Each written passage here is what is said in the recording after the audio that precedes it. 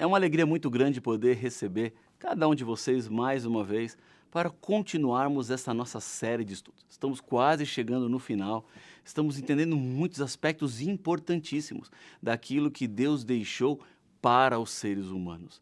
Nós seremos felizes e demonstraremos sabedoria se vivermos exatamente aquilo que Deus nos pede em Sua palavra.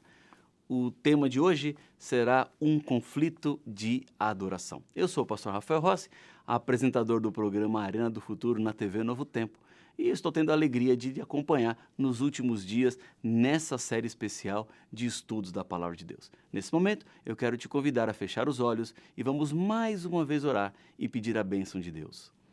Senhor, ao entrarmos especificamente num dos terrenos mais difíceis da Tua revelação, que é a luta entre o bem e o mal, a verdade e a mentira, queremos lhe pedir, de forma muito especial, que o Senhor nos ajude a vivermos as Tuas verdades, a andarmos nos Teus caminhos, em nome de Jesus.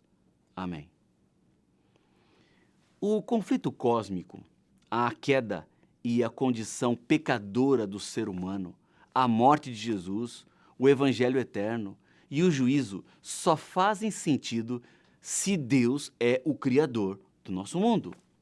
Por isso, a Bíblia nos diz, lá em Gênesis, no capítulo 1, versículo 1, nas primeiras palavras do livro sagrado, o seguinte, diz assim, ó: no princípio, criou Deus os céus e a terra. Contrariando a ideia moderna de que a vida surgiu sem premeditação, intenção ou propósito, ou seja, tudo veio do acaso, a Bíblia começa com o que deveria ser uma verdade óbvia para todos nós: a vida, em toda a sua beleza e surpreendente complexidade, foi criada por Deus. Você não é fruto do acaso. Deus te fez, Ele te formou. Portanto, jamais pense que você é um erro ou um equívoco, porque a sua vida tem valor.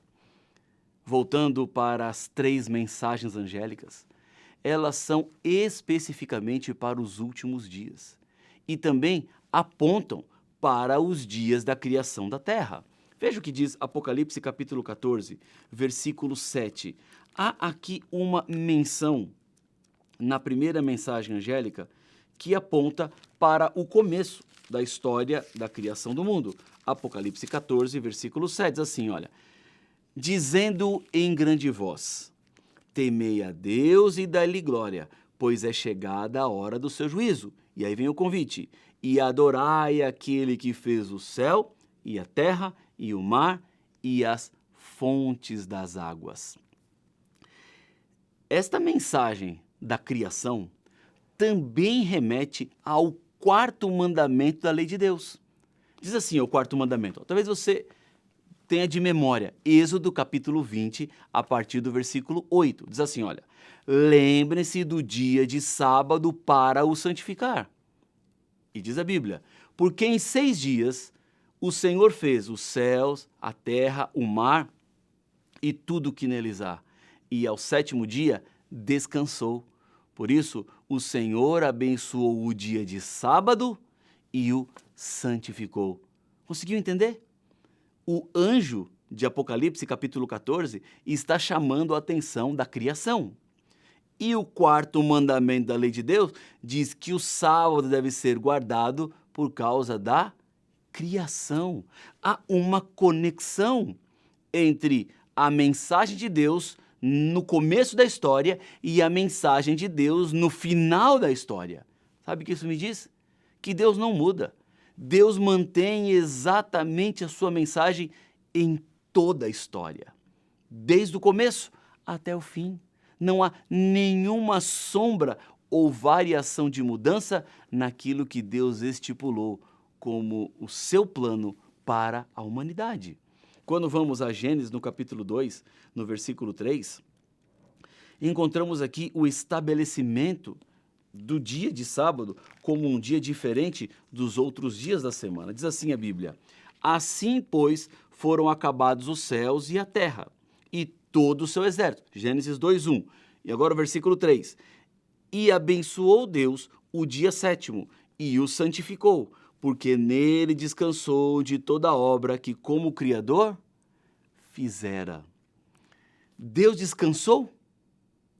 Agora, precisava Deus descansar? É claro que não. Deus estava dando o exemplo. O primeiro anjo, lá em Apocalipse capítulo 14, nos leva então para o quarto mandamento, que é a observância do sábado, porque Deus é o Criador, e que nos conduz para a criação, nos conduz para o início da história do nosso planeta. Quando Deus abençoou, santificou e descansou no sétimo dia, somente Adão e Eva existiam. Não haviam judeus. O povo judeu só foi surgir milhares de anos depois, após Abraão. Inclusive, a palavra judeu é usada pela primeira vez em 2 Reis, no capítulo 16, versículo 6, e em 2 Reis, capítulo 25, versículo 25, lá no 8º, no 6º séculos antes de Cristo. Descansar no sétimo dia e santificar o sábado não é exclusividade de judeus e nem se originou com eles, nem a partir deles. Assim como, fazendo uma analogia, a maçã, logotipo dos produtos da Apple, não começou com Steve Jobs. A doutrina da criação aparece ao longo de toda a Bíblia, tanto no Antigo quanto no Novo Testamento, e é fundamental para todas as outras doutrinas, pois todos os ensinos bíblicos têm conexão com a criação. Em Isaías, no capítulo 45, versículo 18, encontramos o seguinte: pela fé, entendemos que o universo foi formado pela palavra de Deus, de maneira que o visível veio a existir das coisas que não são visíveis. E assim diz o Senhor, que criou os céus, o único Deus que criou a terra e estabeleceu para que fosse habitada, diz Paulo em Hebreus. Já em Apocalipse, no capítulo 4, versículo 11, quero te convidar a abrir a sua Bíblia, aí Apocalipse capítulo 4, versículo 11, encontramos o seguinte verso bíblico. Diz assim, falando sobre Deus: Tu és digno, Senhor, e Deus nosso, de receber a honra, a glória, o poder, porque todas as coisas tu criaste. Sim, por meio da tua vontade, vieram a existir e foram criadas. Tudo parte de Deus. A honra, o louvor e a glória são dadas a Deus porque Ele nos fez. João, capítulo 1, versículos 1 a 3. São versos bem conhecidos, que falam também sobre a criação, quando diz assim, olha, no princípio era o verbo, e o verbo estava com Deus, e o verbo era Deus, ele estava no princípio com Deus, todas as coisas foram feitas por ele, e sem ele, nada do que foi feito se fez. A Bíblia diz no Salmo 33, versículo 6, os céus por sua palavra se fizeram, e pelo sopro de sua boca, o exército deles. Diz a Bíblia também, acontece que, de propósito, esquecem que os céus existem desde muito tempo e que a terra surgiu da água e através da água pela palavra de Deus. Está em 2 Pedro capítulo 3, versículo 5. Ou ainda, assim diz Deus, o Senhor que criou os céus e os estendeu, que formou a terra e tudo o que ela produz, que dá fôlego de vida ao povo que nela está e o espírito aos que andam nela. Isaías capítulo 42, versículo 5. Só tu és o Senhor, fizeste o céu dos céus e todo o seu exército, a terra e tudo que nela há, os mares e tudo que há neles. Tu conservas a todos com vida e o exército dos céus te adora, diz Neemias capítulo 9, versículo 6. Ou ainda, mais um verso, Colossenses capítulo 1, versículo 16 e 17, que diz, pois nele, em Deus, foram criadas todas as coisas, nos céus e sobre a terra, as visíveis e as invisíveis, sejam tronos, sejam soberanias, quer principados, quer potestades, tudo foi criado por meio dele e para ele. Ele é antes de todas as coisas, nele tudo subsiste. Falando, então, sobre criação, nós sabemos que o mundo partiu das mãos de Deus.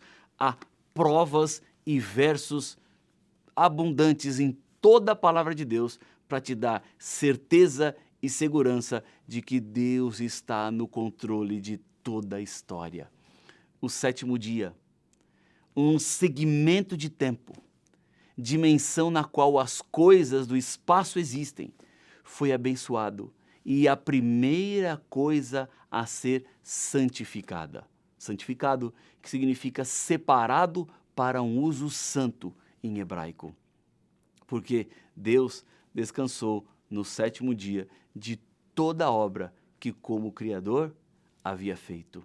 Adorar qualquer coisa além de Deus, que nos criou e nos mantém, é idolatria. É como elogiar e agradecer a extraordinária estátua de mármore do rei Davi, criada por Michelangelo, em vez de fazê-lo ao seu Criador. A Bíblia diz que muitos trocaram a verdade de Deus pela mentira, adorando e servindo a criatura no lugar do Criador, como está em Romanos, capítulo 1, versículo 25. Pessoas que adoram sol, lua, estrelas, como aponta Deuteronômio 4,19, ou aos deuses de nações vizinhas, como aparece em Juízes, no livro de Deuteronômio, Reis, Salmos e em Jeremias. Mas o povo do Senhor entende e compreende quem é, de onde veio e para onde vai. O profeta Isaías retratou como essa prática de adorar deuses falsos era desprovida de significado no capítulo 44 do livro de Isaías. Se você abrir em Isaías capítulo 44, você vai ver os versículos 14, 15, 16 e 17, que aborda exatamente isso.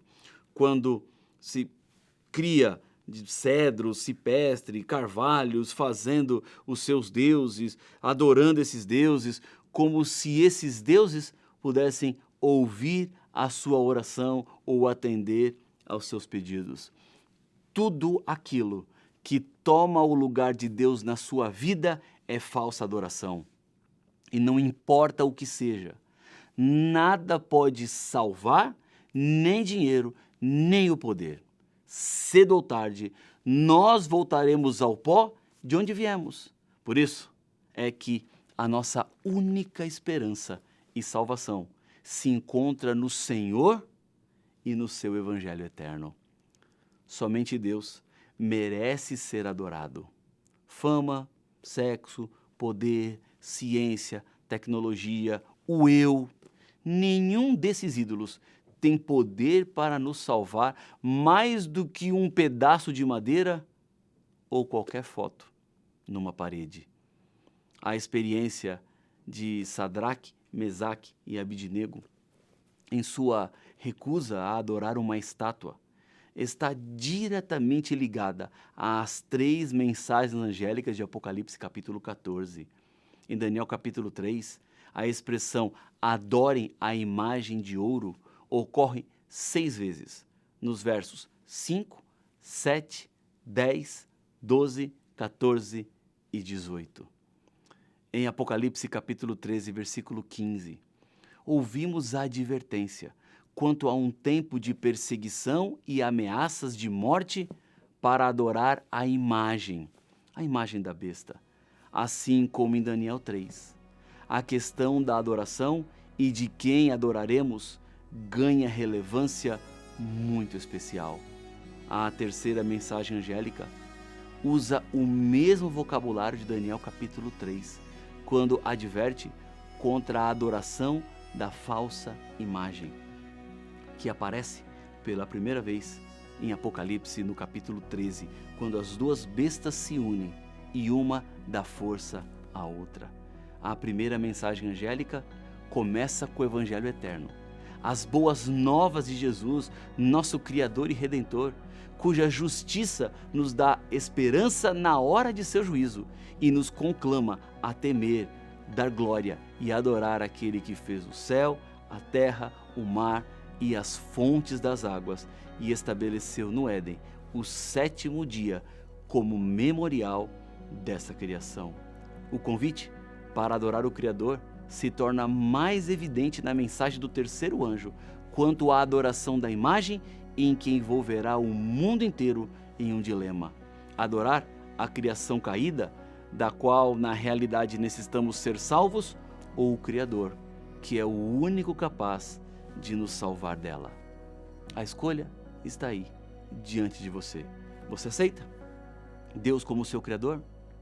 Você aceita a mensagem de adoração a esse Deus como único e verdadeiro Deus? Está você disposto a obedecer a esse Deus? Está você desejoso em andar de acordo com a vontade do Senhor? Se sim, feche os olhos e vamos orar. Senhor, Pai nosso, Deus querido, eu te agradeço muito pela mensagem que vem da Tua Palavra. Que o Teu Espírito nos envolva, que a Tua graça nos alcance e que o Seu amor nos transforme. São bênçãos que eu lhe peço no nome de Jesus. Amém. Que Deus abençoe muito a sua vida. A gente se vê no próximo e último vídeo dessa série. Um abraço, até mais.